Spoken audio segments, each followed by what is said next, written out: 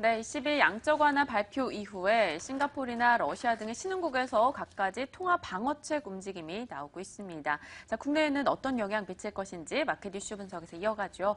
어제는 호주에서 또 19개월 만에 사상 최저 수준까지 내렸어요. 네, 맞습니다. 기준금리 각자 사상 최저치를 보여주고 있는데 네. ECB가 기준금리를 인하한 이후에 스위스, 덴마크, 캐나다, 인도 그리고 싱가포르에 이어서 이제 줄줄이네요. 호주까지 내리고 네. 있는 상황입니다. 중국에서도 지금 환율을 끌어내리기 위해서 조치를 검토하고 있다는데 어떻게 해석하면 좋을지 MTN의 김정은 연구위원 모시고 이야기 나눠보도록 하죠. 위원님.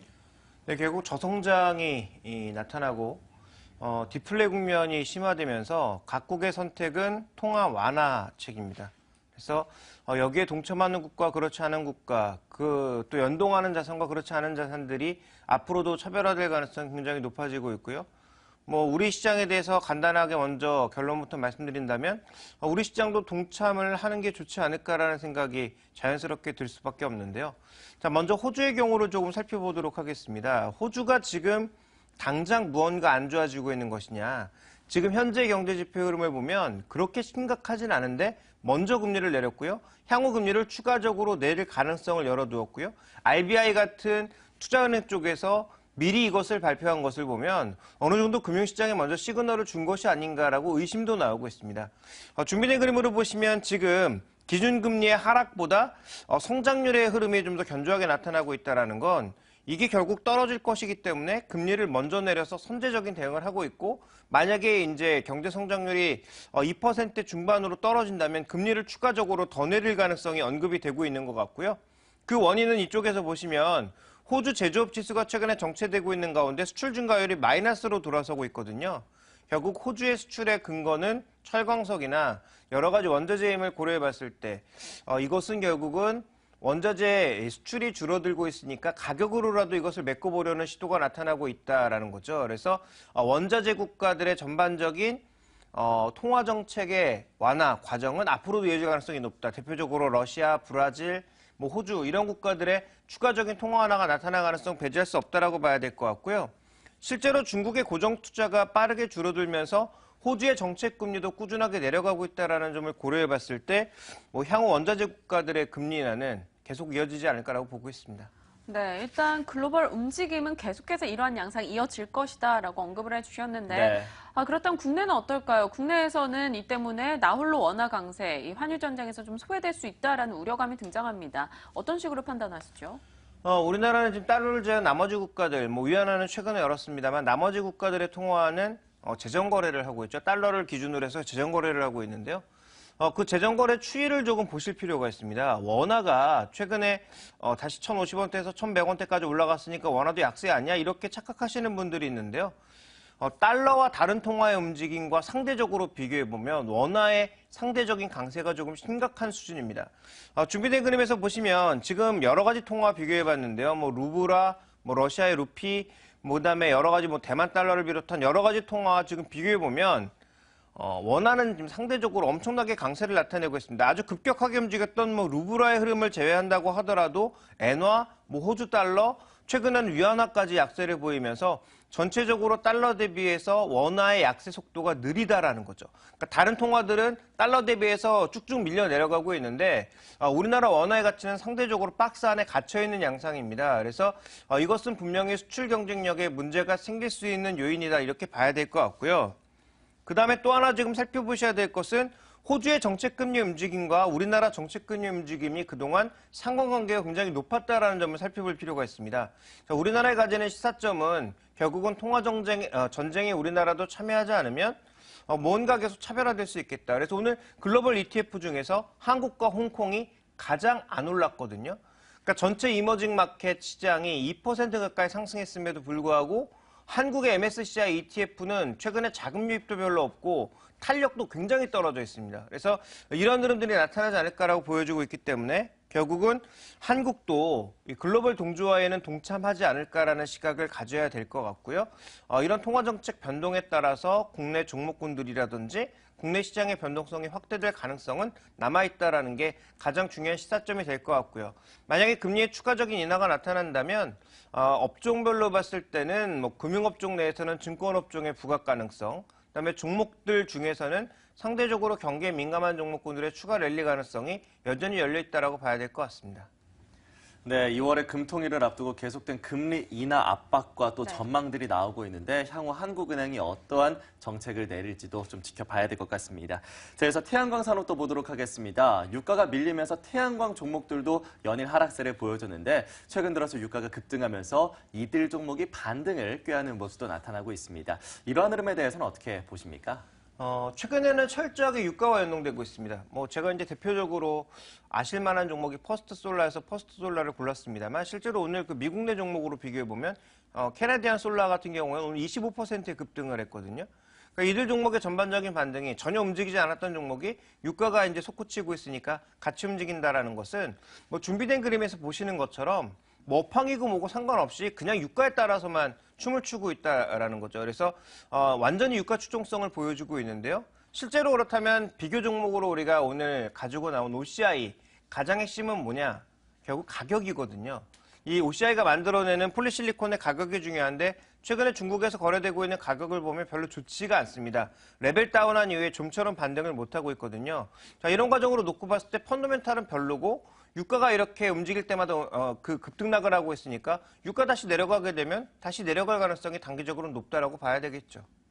일단은 유가에 따라서 변동성 여지가 남아있는 상황입니다. 하지만 중국이나 인도 등에서 최근 들어 태양광 수요가 또 늘 수 있다라는 분석도 나오고 있는데요. 이 영향은 판단할 수 없는 것인지 어떻게 봐야 될까요? 중장기적으로 봤을 때 긍정적인 시그널이 분명히 없진 않습니다. 먼저 준비된 그림을 보시면 중국을 비롯해서 대부분의 이머징 국가들 현재 이렇게 어려운 상황에서도 탄소 배출권이라든지 여러 가지 환경적인 문제 때문에 태양광을 늘려나갈 것이라는 겁니다. 그래서 태양광의 수요 자체는 앞으로도 늘 거다. 그럼 공급 과잉만 해소되면 된다라는 건데 어느 정도의 공급 과잉은 지금 해소된 상황이거든요. 그렇다면 여기서 추가적으로 과연 얼마나 나빠질까? 어느 정도의 바닥은 온 게 아닌가라는 시각이 나타날 수 있을 것 같고요. 그 다음에 OCI 쪽에서 좋은 건 뭐냐면 그나마 똘똘한 자회사들이 있다라는 거죠. 최근에 주가가 신고가를 넘어서고 있는 OCI 머티리얼즈 같은 회사들, 그다음에 OCI 리소스 같은 회사들의 전반적인 이익은 오히려 시간이 가면 갈수록 확대되면서 지분법 평가이익에 긍정적인 효과가 나타날 가능성이 있다라는 거고요. 그 다음 우리가 이제 간과하고 있는 사실 중에 하나인데요. 새만금에 지금 대단히 에너지 단지가 만들어지고 있거든요. 자, 2014년부터 진행되고 있는 것은 열병합 발전소가 먼저지만 2015년, 2016년 3분기부터는 대규모 태양광 발전소가 이 지역에 지어집니다. 자, 그렇다면 2015년 올해부터는 어떤 수요가 나타날까요? 여기 이걸 지어야 되기 때문에 국내에서의 태양광 내수 수요도 올라간다는 얘기가 되겠죠. 그럼 이런 내수 수요의 증가에 어디 걸 갖다 쓰겠습니까? 국내 회사 걸 갖다 쓸 가능성이 높다라는 거죠. 물론 모듈이라든지 이런 것들은 중국산 제품 사올 가능성도 배제할 수 없지만 기본적으로 폴리실리콘에 대한 수요 자체가 국내에서도 증가할 가능성이 있다라는 점을 생각해 볼 필요가 있는 거죠. 그러니까 중국 수출이 비교적 견조하죠. 국내 내수 수요도 올라가죠. 그렇다면 폴리실리콘의 가격이 이제부터 추가적으로 하락하더라도 그 속도는 굉장히 완만하거나 아니면 반대로 완만하게 회복될 가능성이 있다라고 좀 봐야 될 것 같고요. 자, OCI가 만들어내는 건 이 외에도 무기화학 재료들이 굉장히 많습니다. 그런데 이런 무기화학 재료들이 최근에 유가 변동에 비교적 견조하게 수익이 나고 있는 산업들이라는 점을 고려해 봤을 때 어느 정도 좀 바닥을 찍었을 가능성은 조금은 있지 않나? 좀 이렇게 봐야 될 것 같고요. 그다음 또 하나 살펴봐야 될 게 우리나라도 이제 금리를 만약에 인하하게 된다면 원화가 추가적인 약세로 갈 가능성이 높겠죠. 그래서 모 증권사에서는 만약에 우리나라가 0.25%의 금리를 변동시키게 되면 30원 정도의 환율 인상 효과가 있다. 그래서 지금 1,100원대면 1,130원 바로 간다. 이렇게 얘기를 하고 있는데요. 만약에 그런 흐름이 나타나게 된다면 과거의 추세를 놓고 봤을 때 OCI 같은 경우 원화가 약세를 보일 경우에 마진율이 좋아진다라는 거죠. 왜냐하면 달러로 팔고 있으니까, 위안화로 팔고 있으니까 그런 건데요. 그런 흐름을 놓고 봤을 때 원화 약세 국면으로 간다면 마진율도 조금씩 개선되면서 부진했던 실적이 올해부터는 조금씩 개선될 가능성이 열려 있다. 이렇게 봐야 될 것 같습니다. 자, 그렇다면 OCI에 대한 투자 전략을 좀 살펴봐야 될 것 같습니다. 네. 업황에 대한 개선 기대감도 있고 자회사도 나아지고 있고 환율 효과도 개선되고 있고 그리고 유가도 오르면서 미국에서는 관련 종목인 커네디언 솔라는 25% 이상 오르는 모습도 나타났습니다. OCI 앞으로 좀 매수해야 된다고 보십니까? 일단 준비된 그림을 보시면요. PBR 개념으로 봤을 때는 2006년도 이후에 최저점이거든요. 그래서 가치상으로 봤을 때 싼 거 분명히 맞고요.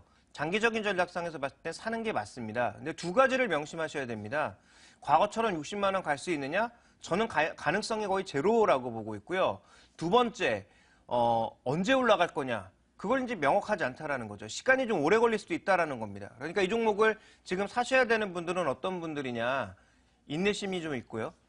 주가가 당장 올라가지 않더라도 버틸 수 있는 그런 분들이 사시는 게 맞다라고 보고 있고, 단기적으로 이제 관심이 있으셨던 분들은 오히려 유가의 변동에 노출될 가능성이 있기 때문에 차익 실현 내지는 뭐 비중 조절을 해야 될 시기가 아닌가라고 보고 있어서요. 장기 투자자라면 서서히 분할 매수 정도의 전략을, 그리고 그 기간은 길게 보셔야 될 것 같고, 목표 수익률은 과거 주가를 보시지 말고 현재 태양광 시황을 중심으로 밸류에이션 하시는 게 좋지 않을까라고 보고 있습니다. 네, 이 인내 열매를 달게 삼키실 자격이 있는 분들만 좀 관심을 가져보자, 이 종목에 대해서 이야기를 해주셨고요. 네. 자, 우리 시장 살펴볼게요. 최근 들어서 이 코스피 같은 경우 정말 껌딱지처럼 딱 눌러붙어 있는 모습인데요. 뭐 실적 턴어라운드 기대되는 종목들 앞서 이슈 브리핑에서도 언급해 드렸습니다만, 시장과 이런 종목에 대한 시각 마지막으로 점검해 주시죠. 네, 단기적으로는 뭐 턴어라운드주보다는 모멘텀주가 좀 나을 수 있겠죠. 그렇지만 길게 보는 시각에서는 아까 뭐 박민영 앵커가 이슈에서 언급했던 것처럼 턴어라운드 돼서 2015년도에도 이익의 레벨이 올라가는 종목이 좋습니다.